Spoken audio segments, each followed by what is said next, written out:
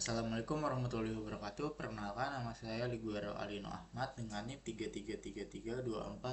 3333240156. Jadi pada video kali ini saya dari Praktikum Statistika 2 kelompok 22 ingin mengerjakan tugas mingguan untuk shift 3 yang dimana kita diberikan soal dan untuk mengerjakannya dengan menggunakan Word dan RStudio. Diberikan tugas mingguan shift 3 di sini. Kita sudah mengerjakannya. Oke, untuk soal pertama, jelaskan apa yang dimaksud dengan uji hipotesis secara sederhana. Secara sederhana, uji hipotesis adalah metode dalam statistika inferensial untuk membuat keputusan berdasarkan data sampel secara sederhana. Uji ini digunakan untuk menentukan apakah suatu dugaan atau hipotesis tentang populasi dapat diterima atau ditolak. Biasanya terdapat dua hipotesis nih, hipotesis nol dan hipotesis alternatif, yang dimana hipotesis nol itu asumsi awal, yang kemudian alternatif adalah kebalikannya. Sebutkan dan jelaskan langkah-langkah dalam melakukan ujian hipotesis. Sini ada secara sederhana yang sumber saya dapat tuh ada 7. Pertama, merumuskan hipotesis. Menentukan hipotesis H0 dan H1, menentukan tingkat signifikansi atau alfanya di sini biasanya umumnya 5%. Menentukan jenis uji statistiknya, bisa uji Z, uji T, uji Chi-square tergantung jenis data. Kemudian menentukan daerah kritis atau kriteria pengujian berdasarkan tabel distribusi Z atau T. Kemudian 5, menghitung nilai statistik uji dari data sampel. Membuat keputusan jika nilai uji masuk daerah penolakan, jika ditolak, jika tidak, jika nolnya gagal. Yang terakhir, menarik kesimpulan atau interpretasi dari hasil dalam konteks masalah. Ketiga, jelaskan perbedaan dari left tail test, right, dan two tail test. Perbedaannya terletak pada arah pengujian letak daerah penolakannya.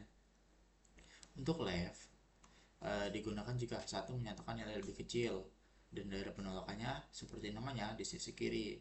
Untuk right digunakan jika satu menyatakan nilai lebih besar dan daerah penolakannya di sisi kanan. Untuk two tail test digunakan jika satu menyatakan tidak sama dengan dan daerah penolakannya ada di kedua sisinya. Sorry. Berikan dua contoh pengaplikasian uji hipotesis dalam kehidupan sehari-hari. Contohnya sini ada dua. Untuk di dunia pendidikan, contohnya seorang dosen ingin mengetahui apakah metode pembelajaran baru meningkatkan nilai mahasiswa. H0 metodenya tidak meningkatkan, H1 metode barunya untuk meningkatkan nilai. Contoh 2, dalam produk sehari-hari, misal sabun. Sebuah perusahaan sabun mengklaim bahwa produknya dapat membunuh 99% bakteri. Ujinya, H0 efektivitas 99%, H1 efektivitas tidak sama dengan 99%. Kemudian di sini ada study case yang dimana kita mengerjakan dengan RStudio. Sebuah perusahaan minyak goreng menetapkan bahwa volume rata-rata produk tidak melebihi 900 ml. Pengujian dilakukan tepat dengan tingkat signifikansi 5%, ukuran sampel 25, asumsi volume rata-rata sebenar 930 ml, standar deviasi 50 ml. Hitunglah probabilitas jika terjadi kesalahan tipe 2 atau rectal. Oke, tadi kita mengerjakannya ke RStudio. Yang dimana di sini saya sudah menulis sintaksnya.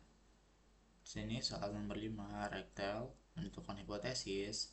H0 mu sama dengan mu 0, rata-rata volume minyak goreng tidak melebihi 900 ml. H1 mu lebih besar dari mu 0, rata-rata volume minyak goreng melebihi 900 ml. Kita input nih datanya dari soal yang sudah diketahui, yang dimana jumlah sampelnya atau N nya 25, klaim perusahaannya itunya tidak melebihi 900, dan asumsi rata-rata sebenar tadi X bar 930 ml, sementara sigmanya tadi 50 ml. Kemudian kita mencari nilai kritisnya, dimana alfanya 5% tadi 0,5, yang dimana Z alpha sama dengan 3 norm 1 dikurang alfa sama print alfa, kita bisa coba running sampai sini. Nah, jadi didapat nilai kritisnya tuh 1,644. Kemudian di sini kita cari lagi nih. Kita menghitung batas kritis rata-rata sampel untuk menerima H0.